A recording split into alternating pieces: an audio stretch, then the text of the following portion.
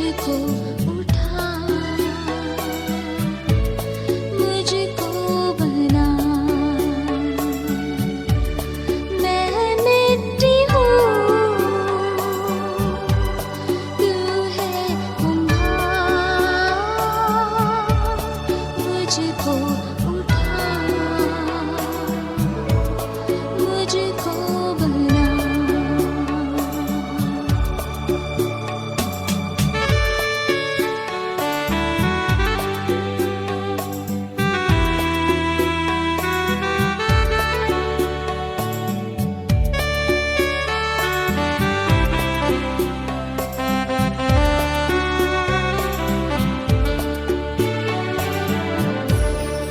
अपनी मर्जी पर मैं चलती रही,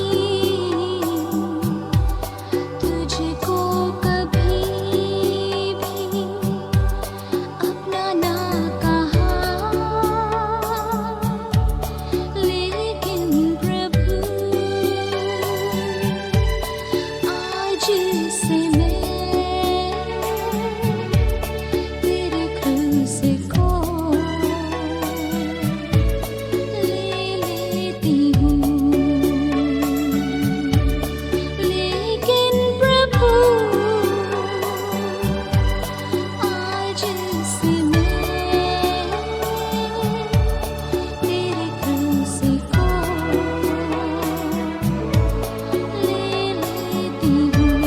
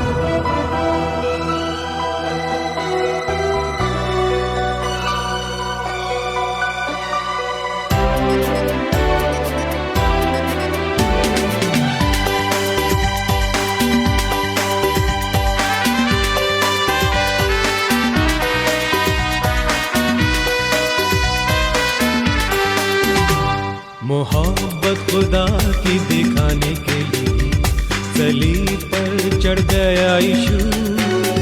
पहना कांटों का था ताज की बजाए गुनहगार। यीशु ने दी सलीब पर अपनी जान।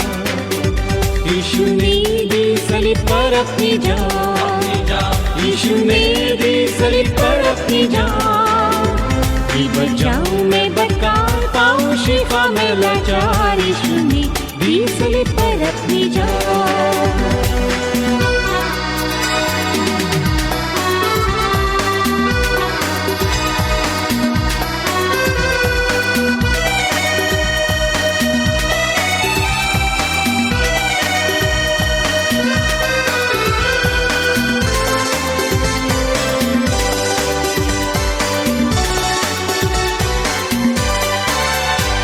ये सच है कि यीशु गुनहगारों के लिए अपना कीमती खून बहाने आया था। उसने खाई कोड़ों की मार के बचाए गुनहगार। यीशु ने दी सलीब पर अपनी जान। यीशु ने दी सलीब पर अपनी जान। यीशु ने दी सलीब पर अपनी जान। कि बचाऊं मैं बदकार, पाऊं शिफा मैं लाचार। यीशु ने दी सलीब पर अपनी जान।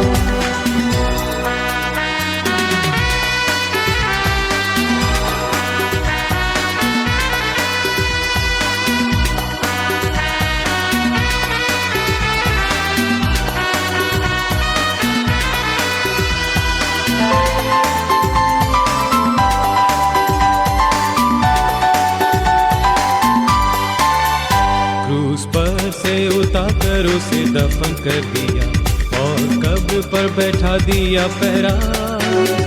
यीशु फतेहमंद है आज क्योंकि मौत की हुई हार। यीशु ख्रिस्त अब जलाने आएगा, यीशु ख्रिस्त अब जलाने आएगा, यीशु ख्रिस्त अब जलाने आएगा।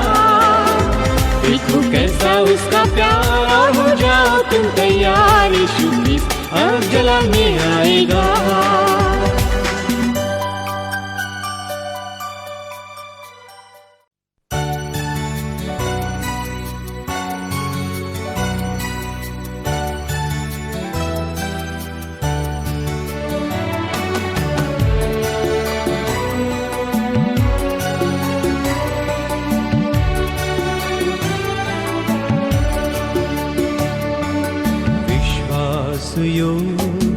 मेरे प्रभु मैं तेरी स्तुति करूँगा, मैं तेरी स्तुति करूँगा।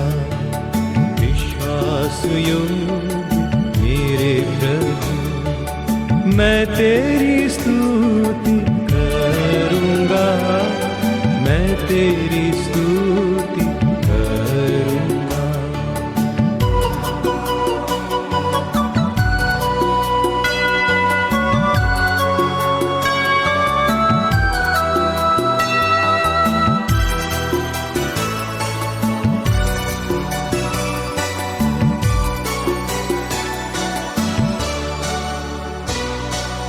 करुणा से बुलाया है और मुझे संभालता है, और मुझे संभालता है। इसलिए मैं तुझे भजूंगा और तेरी स्तुति करूंगा। विश्वास योग्य मेरे प्रभु मैं तेरी स्तुति करूँगा, मैं तेरी स्तुति करूँगा।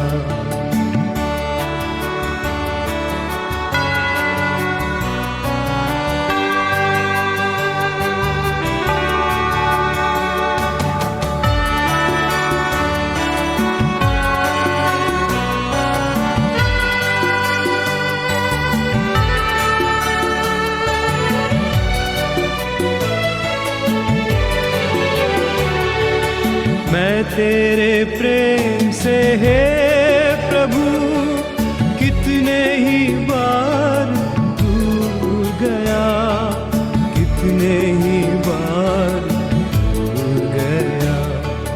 पर जब मैं तेरे पास आया तूने मुझे क्षमा कर दिया। विश्वास योग्य मेरे प्रभु मैं तेरी स्तुति करूँगा, मैं तेरी स्तुति करूँगा।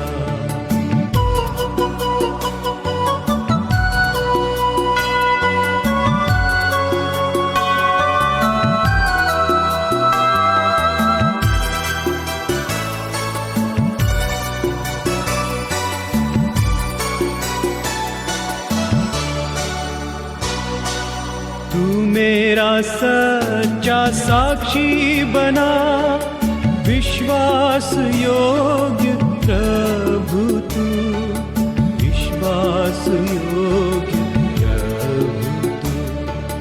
सनातन का मेरा प्रभु मैं तेरी स्तुति करूँगा। विश्वास योग्य मेरे प्रभु मैं तेरी स्तुति करूँगा, मैं तेरी स्तुति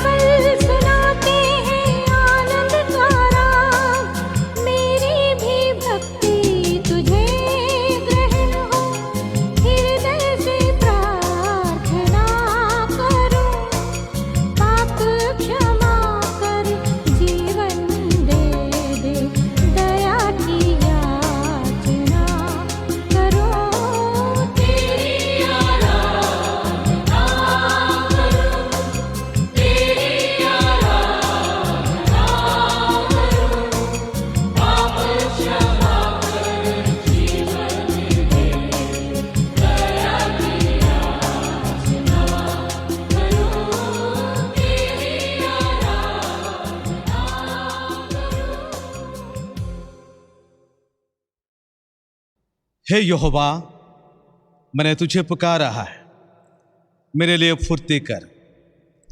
जब मैं तुझको पुकारूं तो मेरी ओर कान लगा। मेरी प्रार्थना तेरे सामने सुगंध धूप और मेरा हाथ फैलाना संध्या काल का होम बलि ठहरे। आइए प्यारे दोस्तों, हम परमेश्वर के निकट होंगे, परमेश्वर को हम धन्यवाद देंगे, परमेश्वर की स्तुति आराधना प्रशंसा करेंगे। और आज के यानी अगस्त महीने के पहले रविवार के आराधना के लिए मैं आप सभी को स्वागत करता हूं। प्रभु यीशु मसीह के मधुर नाम से आप सभी को मैं नमस्कार करता हूं कि परमेश्वर आप सभी को आशीष दे और अनुग्रह करे, ताकि इस अगस्त महीने के पहले आराधना से लेकर आखिर तक परमेश्वर हमारी सहायता करे, मदद करे, अनुग्रह करे। जब आप अपने घर में हैं, अपने घरों में एकत्रित हुए हैं, मैं आप सभी से अनुरोध करता हूं, अपनी आंखें बंद करें, अपने हाथों को जोड़े, हम परमेश्वर प्रभु यीशु मसीह से प्रार्थना करेंगे।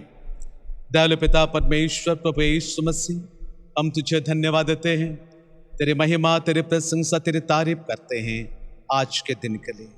प्रभु तो हम सभी को आशीर्वाद किया है, अनुग्रह किया है।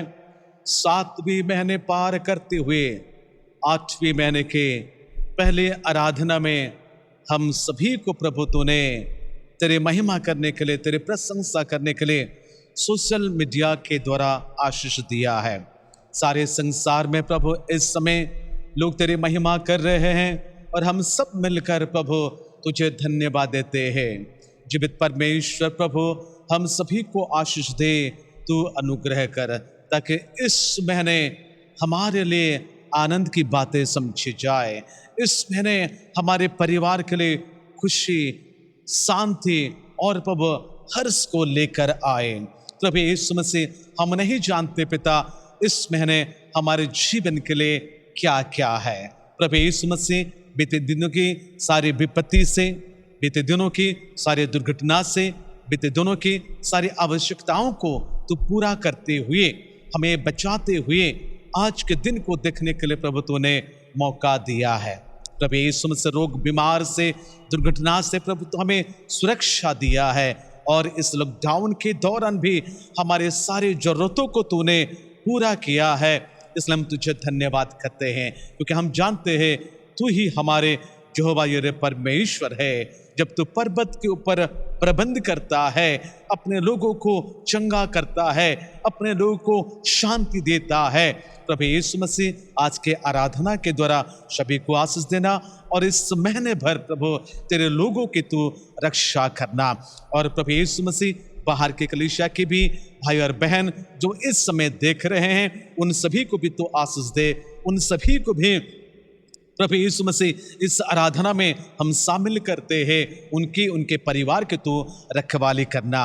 अगर कोई गैर मसीह भाई और बहन अगर देख रहे हैं, सुन रहे हैं, उनको भी तेरे राज्य का अधिकारी तू बना दे, ताकि प्रभु यीशु मसीह वे भी तेरे स्वाद को चखते हुए अपने जीवन को प्रभु तेरी ओर फिराएंगे। हे प्यारे प्रभु, पुनर्बार आज के समय को और प्रभु यीशु मसीह अगस्त महीने के पहले रविवार की आराधना को, इस महीने को तेरे लोगों को तेरे हाथ में समर्पण करते हुए प्रार्थना यीशु मसीह के नाम से मांगते हैं, आमीन। परमेश्वर की महिमा हो। इस समय हम देर ना करते हुए कलीसिया की सूचना की ओर आगे हम जाएंगे। मैं हमारे सचिव भाई सामल महापात्र से अनुरोध करता हूं कि वे इस समय कृपया सामने होंगे और आप सभी को कलीसिया की सूचना की जानकारी देंगे। मैं अनुरोध करता हूं भाई सामल महापात्र से। सबसे पहले मैं परमेश्वर पिता का धन्यवाद देता हूं कि उन्होंने हमें यह सुंदर अवसर दिया कि आज हम इस 8वें महीने के पहले रविवार में परमेश्वर के भवन में उपस्थित होकर इस आराधना में आप सबों के साथ शामिल हो सके। जैसा कि आपको मालूम है, बीते कई महीनों से लॉकडाउन के चलते आराधना यूट्यूब के माध्यम से हम आपके साथ में शामिल हो रहे हैं। आप प्रार्थना में रहें। जैसा आने वाले दिनों में सूचना मिलेगी, हम आपको अवश्य ही सूचित करेंगे, ताकि हम फिर से अगर परमेश्वर ने चाहा तो चर्च भवन में उपस्थित होकर उसकी आराधना कर सकेंगे। पिछले सप्ताह हमने जो सूचना दिया था, चर्च कमेटी ने निर्णय लिया है जो बैलेंस वर्क है चर्च का, जो चर्च के पुलपिट से लेकर मेन डोर तक फॉल सीलिंग का कार्य आरंभ होने जा रहा है, और साथ ही साथ चर्च का जो मेन गेट है उसे भी हम निर्माण करना चाहते हैं, और इसके लिए करीब 5 से 6 लाख रुपए की खर्च है। और हम हर एक परिवार, हर एक मेंबर्स जो बाहर में भी रहते हैं, बहन लोग, और जो लोग जमशेदपुर में रहते हैं, और जो एसोसिएट्स मेंबर है, उन सबों को हमने सूचित किया है। अब हम एक निवेदन पत्र आपको देंगे, उसमें हमारे इमानुएल बैप्टिस्ट चर्च का जो बैंक अकाउंट्स है वो रखा गया, लिखा हुआ है। आप उसे अवश्य ही पढ़ें, और यदि आप RTGS या NEFT के माध्यम से चर्च के कार्य में अपना योगदान देना चाहते हैं तो आप अवश्य दे सकते हैं। बाद में हम आपको रिसिप्ट अवश्य ही देंगे। प्रार्थना के साथ, जैसे पहले आपने सहयोग किया कलीसिया को, इस लॉकडाउन पीरियड में हम चाहते हैं इस बकाया कार्य को पूरा करने के लिए, और इसमें आपके प्रार्थना, आपके आर्थिक सहायता और आपका जो सहयोग हमेशा रहा है, हम इसके लिए धन्यवाद के साथ आपसे अनुरोध करते हैं कि आप अवश्य इसमें अपना योगदान दें। प्रेयर मीटिंग की भी सूचना हमने दिया था। यदि आप इस लॉकडाउन के पीरियड में भी अगर विशेष प्रार्थना सभा या प्रार्थना सभा चाहते हैं तो आप अवश्य ही चर्च के पासवान को या मुझे अवश्य बताएं, ताकि हम आने वाले दिनों में आपके परिवार में आकर प्रार्थना सभा के द्वारा परमेश्वर की स्तुति और महिमा कर सकेंगे। परमेश्वर आप सबों को आशीष दे। नमस्कार। परमेश्वर को मैं धन्यवाद देता हूँ सुंदर सूचना के लिए, जो कलीसिया को आगे बढ़ाने के लिए शारीरिक तौर पर और आध्यात्मिक तौर पर। इसलिए मैं हमारे सचिव समल महापात्र को धन्यवाद देता हूँ। आइए इस समय परमेश्वर के उस महान वचन की ओर जाने से पहले अपने मनों को हम तैयार करेंगे, अपने जीवन को हम तैयार करेंगे, तन मन देकर इस समय हम आराधना करेंगे। मैं हमारे आराधना ग्रुप के सारे बच्चों से अनुरोध करता हूँ, हमारे जवान इन दिनों में YouTube चैनल के द्वारा आपको आराधना में लेते जा रहे हैं, उन सभी को मैं प्रभु यीशु मसीह के मधुर नाम से मैं स्वागत करता हूं, और वे आप सभी को आराधना में अगुवाई करेंगे। आप कृपया खड़े हो जाएं। आप सभी को यीशु मसीह के सामर्थी नाम में नमस्कार करती हूँ, और ये आशा रखती हूँ कि आप सब भी उसकी उपस्थिति में एकत्रित हुए हैं, क्योंकि वचन कहता है, यदि तुम मेरे निकट आओगे तो मैं भी तुम्हारे निकट आऊँगा। तो आइए आप जहाँ भी हैं उसके निकट आए। जब परमेश्वर आपके सामने है तो आप उसके सामने हो लीजिए। धन्यवाद करते हैं परमेश्वर। हालेलुया मेरे राजा, स्तुति हो मेरे खुदावन यीशु। हालेलुया, हालेलुया परमेश्वर।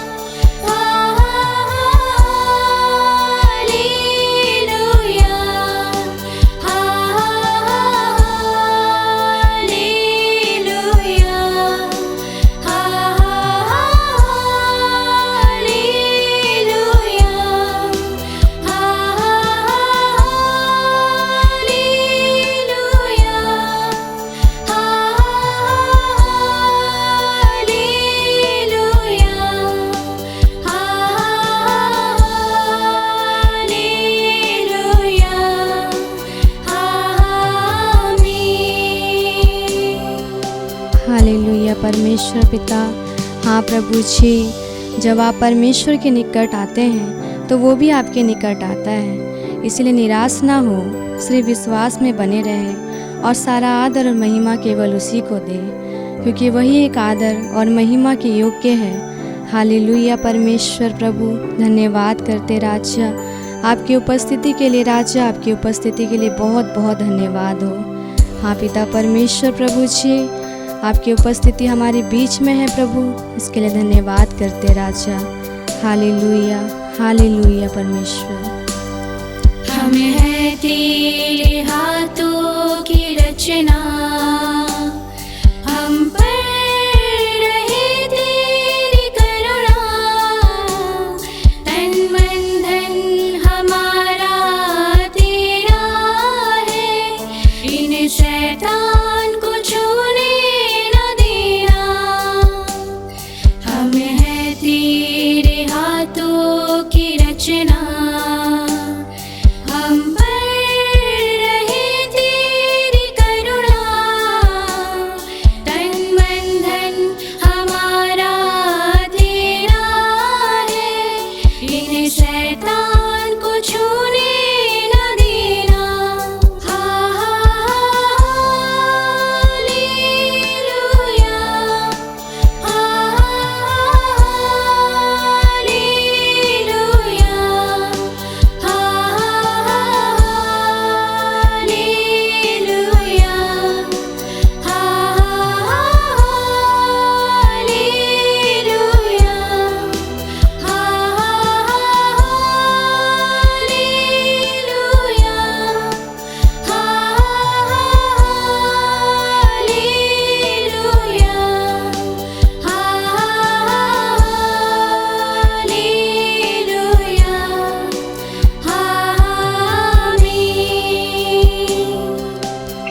हालेलुया परमेश्वर पिता, क्योंकि आपका वचन कहता है राजा, हे सारी पृथ्वी के लोगों, यहोवा का जय जयकार करो, आनंद से यहोवा की आराधना करो, जय जयकार के साथ उसके सम्मुख का आओ। निश्चय जानो कि यहोवा ही परमेश्वर है, उसी ने हमको बनाया और हम उसी के हैं, हम उसकी प्रजा और उसकी चराई के भेड़े हैं। हालेलुया परमेश्वर, धन्यवाद करते राजा कि हाँ पिता परमेश्वर प्रभु जी, आप हमारी प्रार्थना सुनता है राजा, और हम सबको प्रभु जी आप देखता है राजा, मेरे सृष्टिकर्ता परमेश्वर। अब दूर नहीं है किनारा, धीरज को हमारे बढ़ाना, जीवन की हमारी सिनैया को भव सागर में खोने न देना। अब दूर नहीं है किनारा, धीरज को हमारे बढ़ाना, जीवन की हमारी सिनैया को भव सागर में खोने न देना।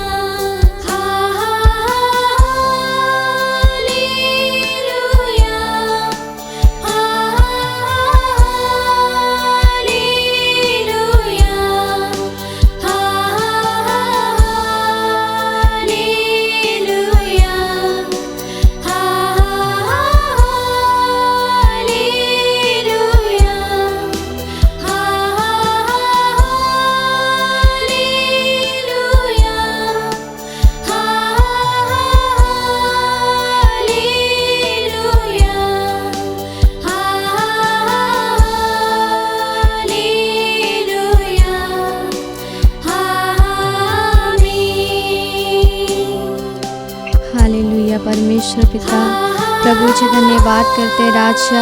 हाँ पिता परमेश्वर प्रभु जी, आपके लोगों को प्रभु जी हम आप ही के हाथों में सौंपते हैं राजा, और जितने भी लोग प्रभु जी अपने पूरे हृदय से आए हैं प्रभु जी, हाँ पिता परमेश्वर सबको प्रभु आप ही के हाथों में सौंपते राजा। आज के वचन को और तेरे लोगों को परमेश्वर पिता प्रभु आज के दिन से प्रभु आप आशीष देते रहना राजा। हाँ पिता परमेश्वर प्रभु, सारी बातों को प्रभु जी आप ही के हाथों में हम सौंपते राजा। क्योंकि परमेश्वर पिता आप हमारे बीच में हैं राजा, और आपकी उपस्थिति को महसूस करते राजा। हाँ प्रभु, आज के वचन, आराधना और आपके लोगों को परमेश्वर पिता आप ही के हाथों में सौंपते हुए प्रार्थना यीशु मसीह के नाम से मांगते हैं, आमीन।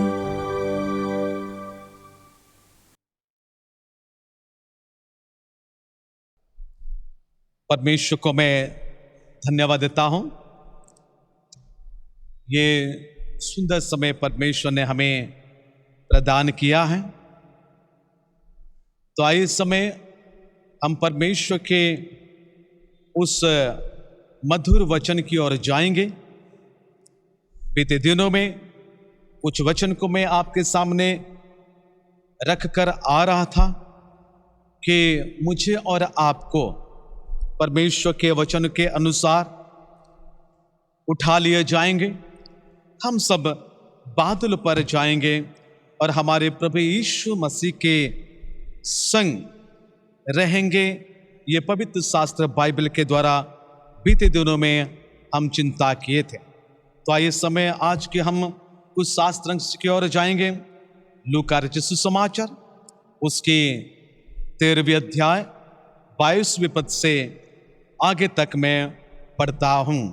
लूका रचित सुसमाचार उसके 13 अध्याय 22 पद से आगे यहाँ इस प्रकार लिखा है, वह नगर नगर और गांव गांव होकर उपदेश करता हुआ यरूशलेम की ओर जा रहा था। तो किसी ने उससे पूछा, हे प्रभु, क्या उद्धार पाने वाले थोड़े हैं? उसने उनसे कहा, सकेत द्वार से प्रवेश करने का यत्न करो, क्योंकि मैं तुमसे कहता हूं कि बहुत से प्रवेश करना चाहेंगे और ना कर सकेंगे। जब घर का स्वामी उठकर द्वार बंद कर चुका हो और तुम बाहर खड़े हुए द्वार खटखटा कर कहने लगो, हे प्रभु, हमारे लिए खोल दे, और वो उत्तर दे, मैं तुम्हें नहीं जानता, तुम कहाँ के हो? तब तुम कहने लगोगे, हमने तेरे सामने खाया पिया और तूने हमारे बाजारों में उपदेश किया। परंतु वो कहेगा, मैं तुमसे कहता हूं, मैं नहीं जानता हूं, तुम कहां से हो? हे कुकर्म करने वाले, तुम सब मुझसे दूर हो। वहां रोना और दांत पिसना होगा, जब तुम अब्राहम और इसहाक और याकूब और सब भविष्यद्वक्ताओं को परमेश्वर के राज्य में बैठे और अपने आप को बाहर निकाले हुए देखोगे। और पूर्व और पश्चिम और उत्तर और दक्षिण से लोग आकर परमेश्वर के राज्य के भोज में भागी होंगे। और देखो, कुछ पिछले हैं वे पहले होंगे, और कुछ जो पहले हैं वे पिछले होंगे। प्यारे दोस्तों, आज के ये समाचार हैं जो यीशु मसीह ने हमें बताया है, और इसमें सकेत द्वार के बारे में लिखा है, जो मत्ती रचित सुसमाचार 7 अध्याय 13 और 14 पद में भी पाई जाती है। तो आइए समय कुछ महान तत्व को, महान चीजों को हम इस शास्त्र के द्वारा सुनेंगे और देखेंगे। यानी पवित्र शास्त्र बाइबल हमें यहाँ क्या बताती है। परमेश्वर के लोगों को मैंने पहले ही कह चुका है कि मंडली को उठा लिया जाएगा। यानी यीशु मसीह आपके लिए बादल पर आएंगे, और जब यीशु मसीह बादल पर आ रहे हैं आपको उठाकर ले जाने के लिए, तो हमें ये याद रखना कि उसके लिए कोई साइन नहीं होगा, कोई शायरन नहीं बजेगा कि आप आ जाओ करके। परमेश्वर के वचन के अनुसार आपको और मुझे सदा सर्वदा सावधान रहना है, सतर्क रहना है, तैयार रहना है, प्रार्थना में समय को व्यतीत करना है, क्योंकि उसके लिए कोई चिन्ह और साइन आपको नहीं मिलेगा कलीसिया को उठाकर ले जाने के लिए। तो बाइबल में क्या बता रहे हैं? जब यीशु मसीह इस शास्त्रांश के अनुसार उनको कुछ सवाल की जाती है। सवाल है कि एक व्यक्ति जब वो उस यरूशलेम के पास आए, यरूशलेम नगर में आए, बाइबल करें वो जा रहा था तो किसी ने उससे पूछा, यह मनुष्य का कर्तव्य है सवाल करने के लिए, और उन्होंने ये सवाल करता है, हे प्रभु क्या उद्धार पाने वाले थोड़े हैं? ये बड़ी चुनौती की बातें हैं आपके लिए और मेरे लिए, क्योंकि बाइबल में ऐसा कुछ सवाल किया जाता है जैसे कि हमने देखा है। यानी परमेश्वर के वचन के अनुसार कौन उद्धार पा सकता है? मत्ती रचित सुसमाचार उसका 19 अध्याय के 26 पद के अनुसार उद्धार कौन पा सकता है? दूसरा सवाल हमने अभी जो सुने हैं, प्रभु यीशु मसीह को पूछा जा रहा है, क्या उद्धार पाने वाले थोड़े ही हैं? तीसरी बात यह कहा जाता है कि उद्धार पाने के लिए मैं क्या करूंगा?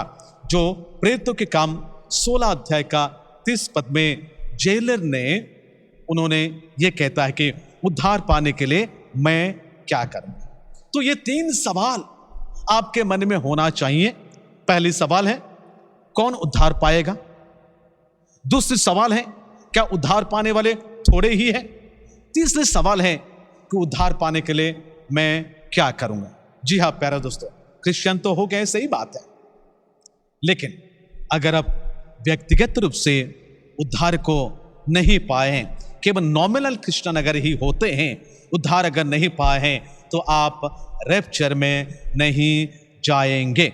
इसलिए बाइबल हमें बार बार बता रहे हैं जब यीशु मसीह जल्द आने वाले हैं, जो यीशु मसीह के आने के प्रिय जानते हैं वही उठा लिए जाएंगे और उनको धर्म के मुकुट प्रदान किया जाएगा।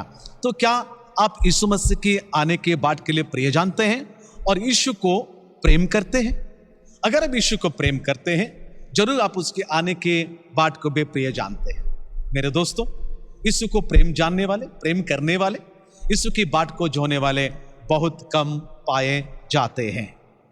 हम अपने आप को परखें, अपने आप को जांच लें कि हम कितने जन ऐसे हैं कि यीशु के आने के बाट के लिए हम इंतजार कर रहे हैं और हम उसको प्यार कर रहे हैं।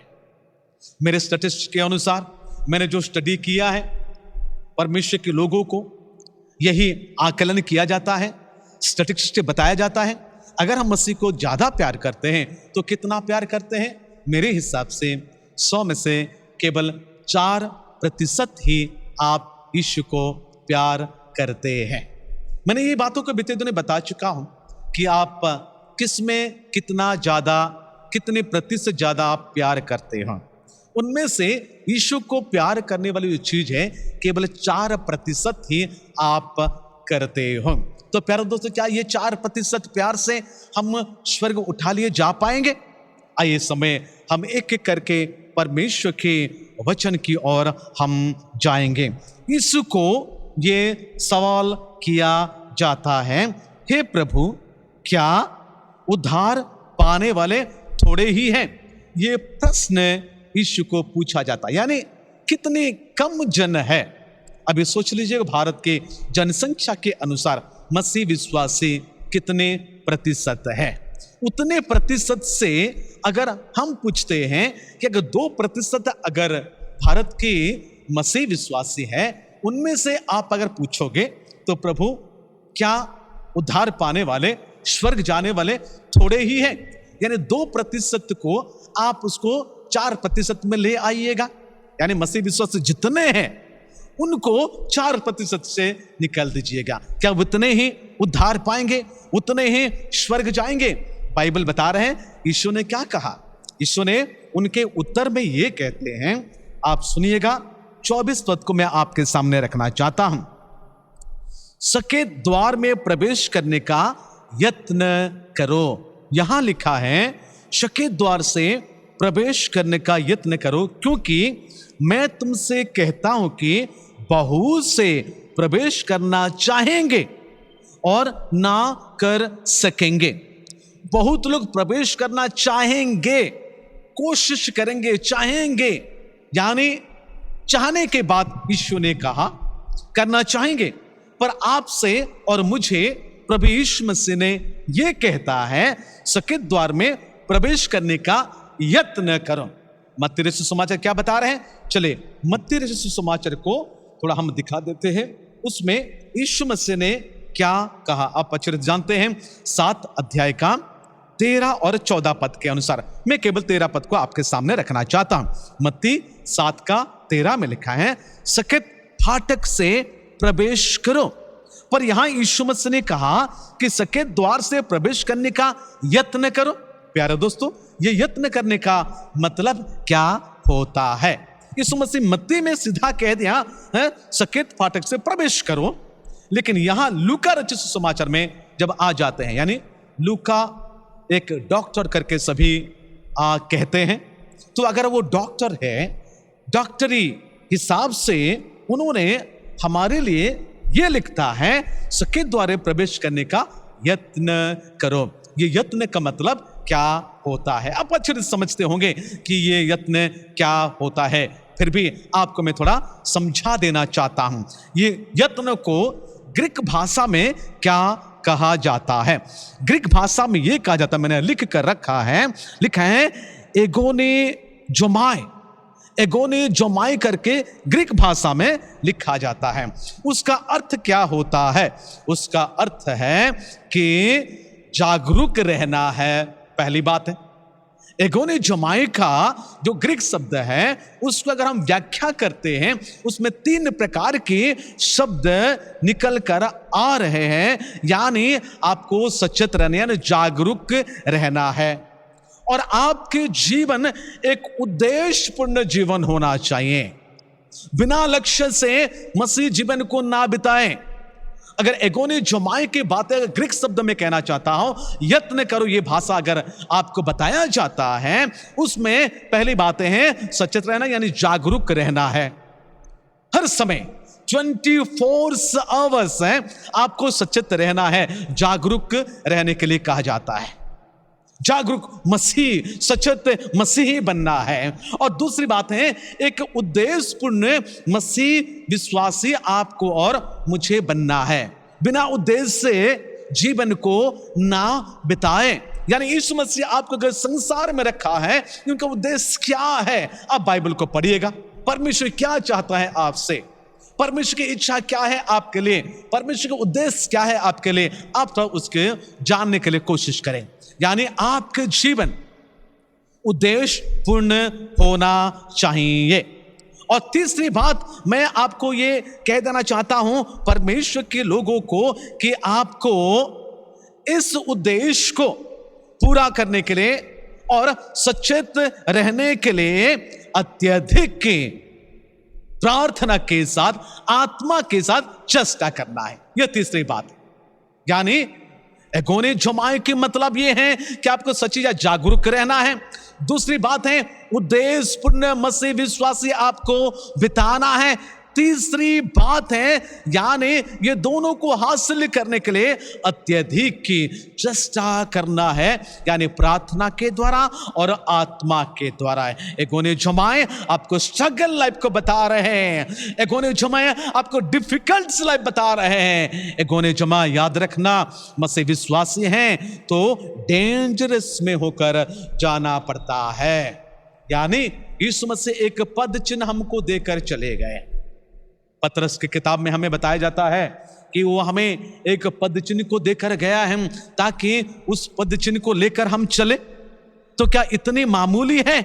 एगोने जोमाई यानी यीशु मसीह कह दिया यत्न करो, कह दिया कि आप इतने हल्के से जीवन को संसार में बिताएंगे? नहीं प्यारे दोस्तों, आपके जीवन सचेत होकर रहना है। आपके जीवन उद्देश्यपूर्ण होना चाहिए। आपके जीवन आत्मिक आत्मा और प्रार्थना के द्वारा एक मसीह विश्वास से जीवन को बिताना है, आगे को लेके जाना है।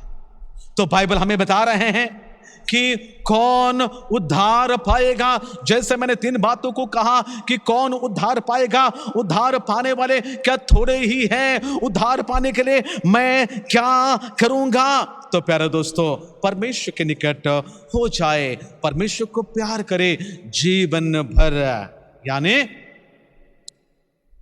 Love God with entire your life.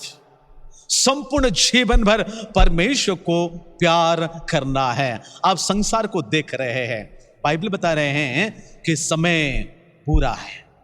एफिसियों के पत्री में हमें बताया जाता है कि वक्त बुरा है, इसलिए बुद्धिमान के समान चलो। परमेश्वर के लोगों को वचन दिया जा रहे हैं, परमेश्वर की बातों को सुनाया जा रहे हैं। इन दिनों में आप यूट्यूब के द्वारा, फेसबुक के द्वारा, कई सारे सोशल मीडिया के द्वारा सुन रहे हैं। क्या केवल हम एंजॉय करने के लिए सुन रहे हैं? नहीं प्यारे, वक्त बुरा है, समय बुरा है। अगर उसको हम जानते हैं तो बाइबल बता रहे हैं बुद्धिमान के समान चलने के लिए बाइबल यहां कहता है। इसलिए यहां जब एक व्यक्ति क्वेश्चन करता है 23 पद में, यीशु मसीह साथ ही साथ 24 पद में उन्होंने आंसर करता है, 26 पद में उत्तर दे देता है। चले तो मत्ती रचित सुसमाचार उस 7 अध्याय को 13 और 14 को थोड़ा सा दिखा देते हैं। उसमें परमेश्वर के लोगों को क्या बताया जाती है, थोड़ा सा सुनिएगा कैसे यहां बताया जाता है। यहां 2 गेट के बारे में लिखा हुआ है, 2 मार्ग के बारे में लिखा हुआ है, 2 लक्ष्य के बारे में लिखा है, 2 ग्रुप के लोगों के बारे में लिखा हुआ है। यानी एक तो सकेत फाटक में प्रवेश करने की बात लिखा है, और दूसरा है चौड़े है वो फाटक, यहां लिखा है चौड़े वो फाटक, यानी सकेत फाटक भी है और चौड़े फाटक भी है। और बाइबल में लिखा है कि सरल मार्ग भी है, यानी वे इजी मार्ग है, और दूसरा है लिखा है कठिन मार्ग भी है, जो 14 पद में लिखा है। तीसरी बात से लिखा है कि बहुत से लोग चौड़े मार्ग पर जाएंगे और सकेत फाटक में, कठिन मार्ग में थोड़े लोग जाएंगे। कौन लोग हैं, उनके डेस्टिनेशन क्या है, उनकी आखिरी नतीजा क्या है? यानी जो चौड़े फाटक में प्रवेश करते हैं, सरल मार्ग में जाते हैं, वे बहुत होते हैं, और वे बहुत होने के नाते क्या होते हैं, जो विनाश को पहुंचते हैं। उनकी यह डेस्टिनेशन है कि विनाश है। कौन लोग हैं? वो बहुत लोग हैं। किस में जा रहे हैं? चौड़े फाटक में जा रहे हैं। किस मार्ग पर जा रहे हैं? सरल मार्ग पर जा रहे हैं। और दूसरा एक प्रकार के लोग हैं जो कि सकेत फाटक में जाते हैं, कठिन मार्ग पर चलते हैं, और वे बहुत थोड़े लोग हैं, और उनके डेस्टिनेशन है जीवन को पहुंचते हैं। अगर आप इसे 2 ग्रुप को डिवाइड करते हुए, जो दूसरा ग्रुप है जो सरल नहीं है, कठिन मार्ग पर चलने वाले, जो डेंजरस है, उनके ग्रुप के अगर आप होंगे तो आप उठा लिए जाएंगे ना। क्यों? परमेश्वर के वचन को मैं आपको दिखा देना चाहता हूं। वही लूका रचित सुसमाचार का उसकी 13वीं अध्याय का 39 में क्या लिखता है, मैं आपको 29 में, लूका उसका 13 अध्याय का 29 पद, यानी 29 में इस प्रकार लिखा है, और पूर्व और पश्चिम और उत्तर और दक्षिण से लोग आकर परमेश्वर के राज्य के भोज में भागी होंगे। हम बीते दिनों में आपको ये बताए थे कि मंडली को ऊपर उठा लिए जाएंगे। जब मंडली को ऊपर उठा लिए जाएंगे तो मंडली के साथ, यानी कलीसिया के साथ, पवित्र शास्त्र बाइबल के अनुसार यीशु मसीह का जो मेमना के भोज होंगे उसमें आप शामिल होंगे। अगर आप उसमें शामिल अगर होते हैं तो प्यारे दोस्तों, यहां लिखा है पूरब पश्चिम उत्तर दक्षिण से लोग आएंगे।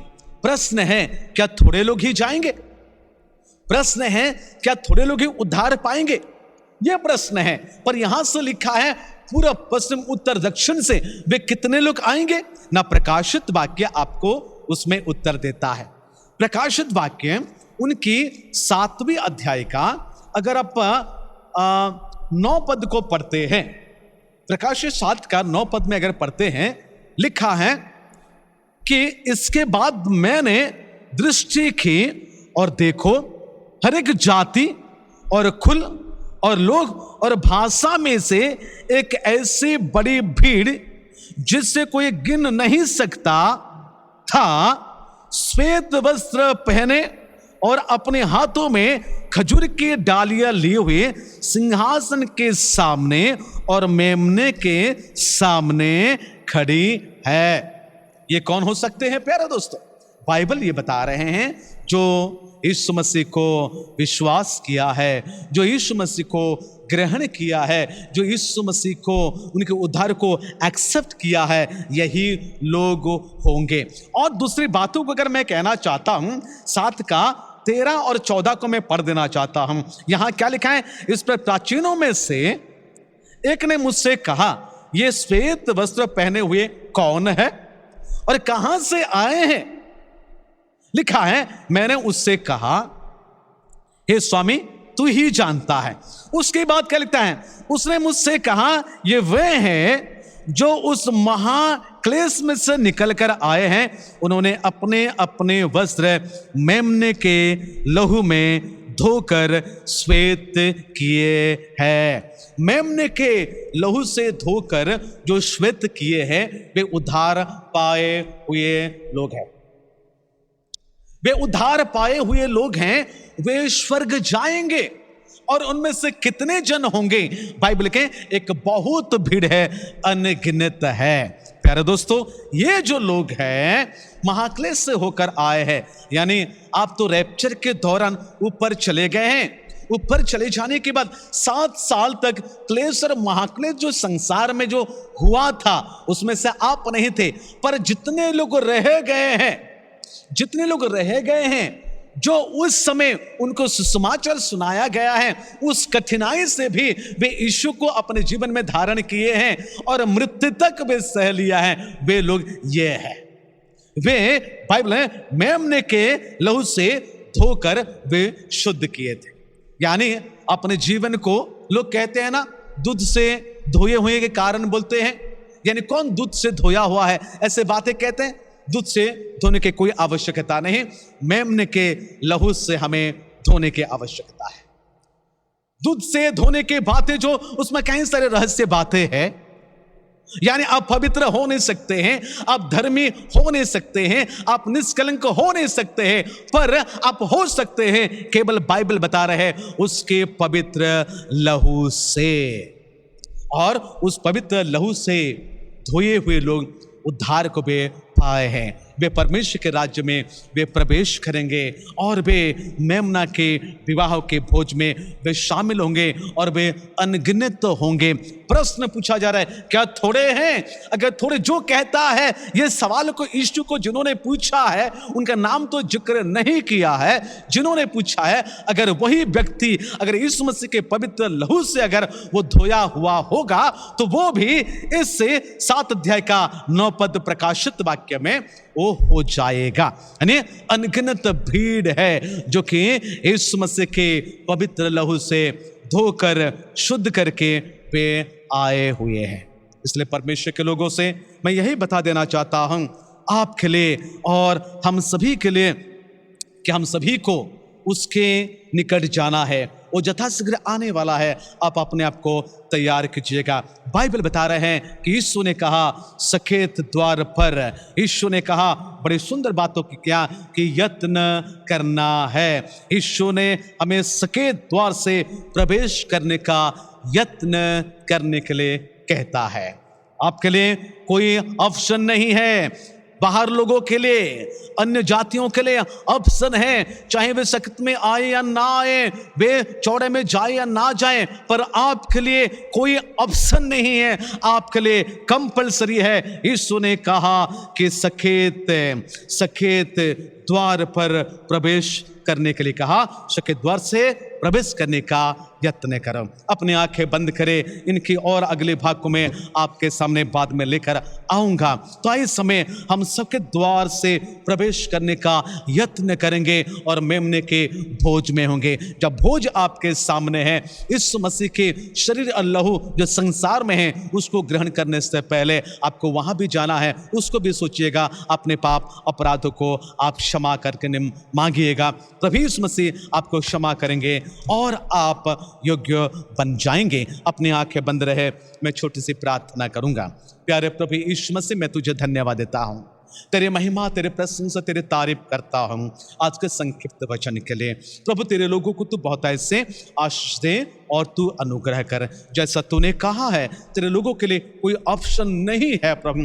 जो तुझे विश्वास करता है, जो तुझे ग्रहण किया है, जो तुझे उद्धारकर्ता मान के स्वीकार किया है, उनके लिए कोई ऑप्शन की बातें नहीं है, उनके लिए कोई फ्री की बातें नहीं है। तूने कहा सावधान रहना है, जागरूक रहना है, सचेत रहना है, प्रार्थना करते रहना है, और तूने कहा यत्न करने के लिए तूने कहा है। इसलिए मैं प्रार्थना करता हूँ, जब प्रभु तेरे लोग इस समय इस यूट्यूब चैनल के द्वारा आज के पहले आराधना में शामिल हुए हैं, उन सभी को मैं तेरे हाथ में सौंपता हूं कि तू बहुत ऐसे आशीर्वाद करना, आज से वे सके द्वार पर प्रवेश करने का यत्न करेंगे। प्रभु ऐसे ढीले ढले होकर जीवन को नहीं बिताएंगे, संसारिक होकर जीवन को नहीं बिताएंगे, पर आत्मिक होकर जीवन को बिताएंगे। और मसीह के मेमने के लहू से अपने जीवन को हर समय धोकर शुद्ध करके साफ करने के लिए तू कह देना। प्यारे प्रभु यीशु मसीह, तेरे लोगों को पुनर्बार में तेरे हाथ में समर्पण करते हुए प्रार्थना यीशु मसीह के नाम से मांगते हैं, आमीन। आइए प्यारे दोस्तों, इस समय मेज हमारे सम्मुख है, आप तैयार होइएगा इस मेज को ग्रहण करने के लिए, और जैसा मैं आपको आज्ञा करूंगा कहूंगा इस रीति से लेने के लिए कोशिश करें। परमेश्वर आपको आशीष दे। मेज के लिए तैयार होइए। परमेश्वर को मैं धन्यवाद देता हूं, और आप सभी को, जब आप घर घर में हैं, इस मेज के लिए मैं स्वागत करता हूं कि परमेश्वर आपको इस मेज के द्वारा आत्मिक तौर पर बहुत ऐसे आशीष देवे। मेज के विधि को थोड़ा सा मैं बता देना चाहता हूं। जब आपके पास इस समय दाखरस और रोटी है, आप उस दाखरस और रोटी को अपने हाथ में ले लीजिएगा, दोनों को अपने हाथ में ले लीजिएगा, और जब मैं विधि के अनुसार जाऊंगा, जब मैं आपको कहूंगा खाने के लिए, तभी आप ग्रहण करोगे। अगर बड़े रोटी अगर आपके पास है तो उसको तोड़कर अपने हाथ में पकड़िएगा, अगर छोटा रोटी है तो अच्छी बात है। तो इस समय हम परमेश्वर के वचन के अनुसार, बाइबल के पद के अनुसार हम प्रार्थना में आगे बढ़ेंगे। प्रभु यीशु मसीह ने जब इस संसार में थे, लोगों को उन रोटियों के द्वारा भी तृप्त करते थे, और उसके बाद उन्होंने ये कहा, जीवन की रोटी मैं हूँ, जो मेरे पास आता है वो कभी भूखा ना होगा, और जो मुझ पर विश्वास करता है वो कभी प्यासा ना होगा। आइए प्यारे दोस्तों, इस मेज के लिए हम प्रभु को धन्यवाद दें और उचित रीति से ग्रहण करने के लिए हम प्रार्थना करेंगे। दयालु प्रेमी पिता परमेश्वर, प्रभु यीशु मसीह, मैं तुझे धन्यवाद देता हूँ, तेरे महिमा, तेरे प्रशंसा और तेरे तारीफ करता हूँ आज के दिन के लिए, और विशेष करके 8वें महीने के पहले आराधना के उपास तेरे वचन के द्वारा तूने तृप्त किया। इस समय तेरे लोग प्रभु तेरे मेज को ग्रहण करने पर है, हर एक को तो आशीष दे, अनुग्रह कर। यद्यपि अपने अपने घर घर में हैं, प्रभु अपने मन को वे तैयार करें, उचित रीति से प्रभु वे तेरे मेज को ग्रहण करें। पुनर्बार तेरे मेज को और तेरे लोगों को तेरे हाथ में समर्पण करते हुए प्रार्थना यीशु मसीह के नाम से मांगते हैं, आमीन।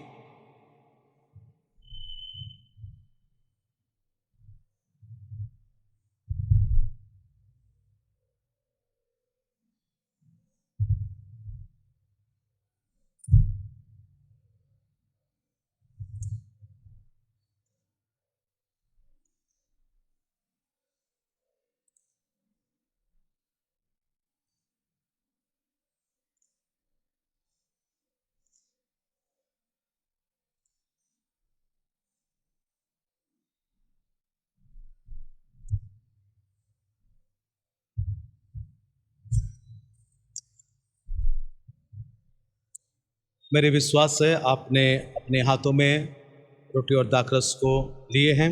आप उसको अपने हाथों में रखे रहिए। पवित्र शास्त्र बाइबल में इस प्रकार कहा गया, क्योंकि ये बात मुझे प्रभु से पहुंची और मैंने तुम्हें भी पहुंचा दी कि प्रभु यीशु ने जिस रात वो पकड़ा गए रोटी ली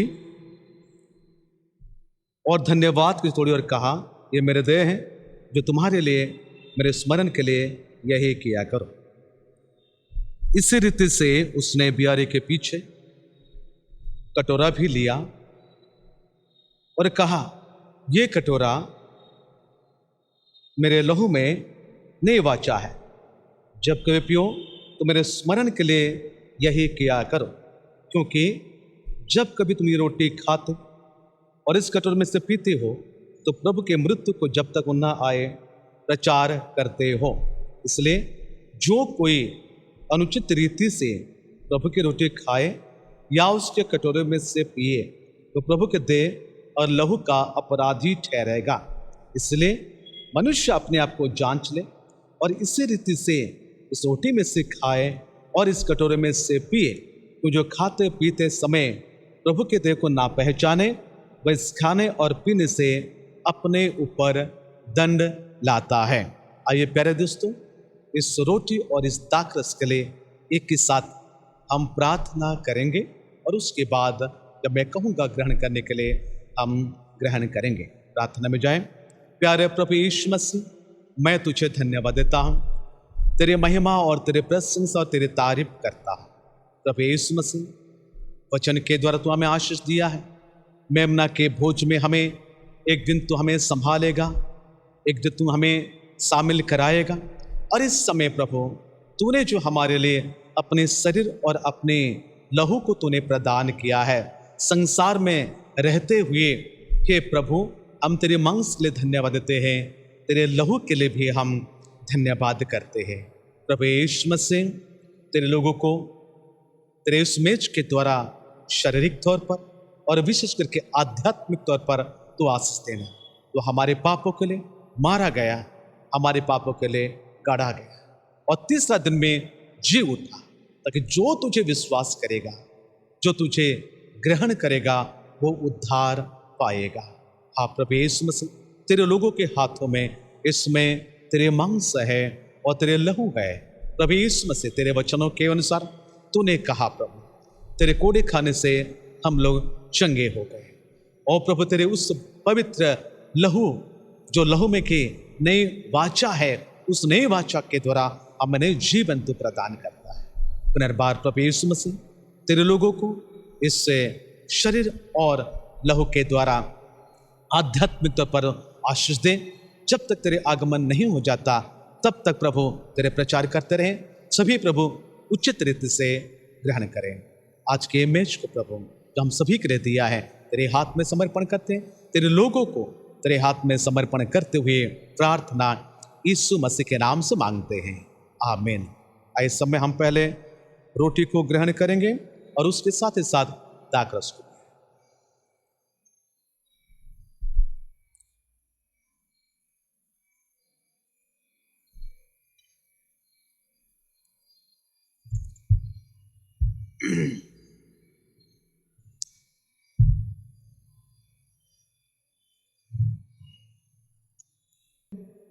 आइए प्यारे दोस्तों,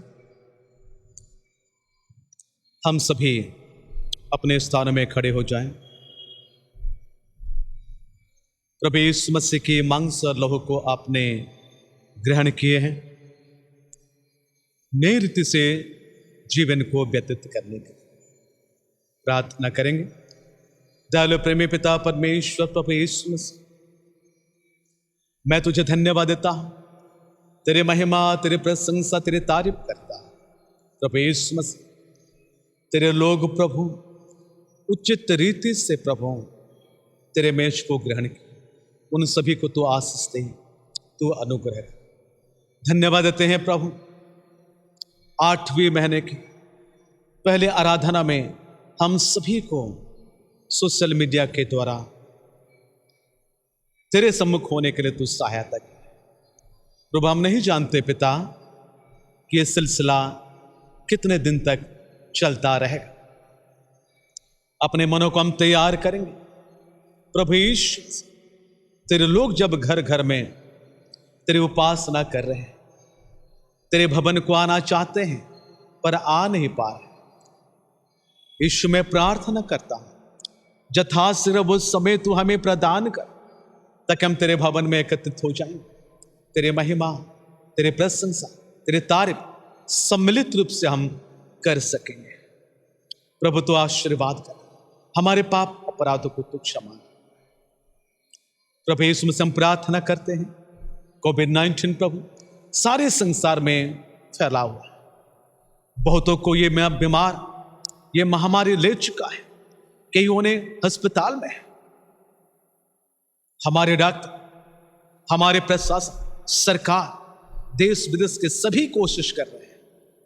प्रभु तू ही आशीष देना, तू ही अनुग्रह देना ताकि वैक्सीन यथाशीघ्र निकल जाए और संसार के लोगों पर तेरे दया हो जाएगी।